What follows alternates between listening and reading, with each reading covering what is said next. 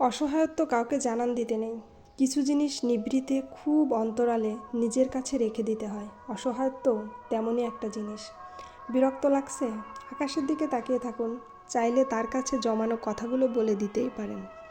অসহ্য লাগছে চারপাশের সব কিছু? ঘর অন্ধকার করে বালিশে মুখ গুজে থাকুন। প্রয়োজনে অনেকখানি কেঁদে নিন। কাঁদলে যে মন হালকা হয় অনেকটা। মন খারাপ থাকলে 1 কাপ চা বানাতে চলে যান। চায়ে চিনি দেওয়ার আগেই দেখবেন কিছুটা ঠিকঠাক লাগছে। তারপর তৃপ্তি নিয়ে যখন চায়ে চুমুক দিবেন তখন একদম ফ্রেশ লাগবে। বই পড়ুন, কবিতা ভালো লাগলে আবৃত্তি করুন, গান ভালো লাগলে প্রিয় গান শুনুন, ধর্মীয় সুন্দর লাইন শুনুন। পোষা প্রাণী থাকলে তার সাথে সময় কাটান। দেখবেন নিজেকে আর নিঃস্ব লাগছে না।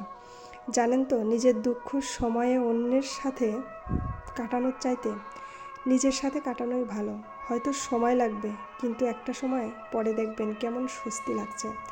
বলছি না মানুষের সাথে মেশা বন্ধ করে দিন। মিশবেন, হাসবেন, কথা বাড়াবেন, কিন্তু নিজের অসহায়ত্বের কথা কখনো বুঝতে দিবেন না। কারণ আপনার অসহায়ত্ব আপনি ছাড়া কেউ কখনো বুঝবে না, কিংবা বুঝতে চাইবেও না।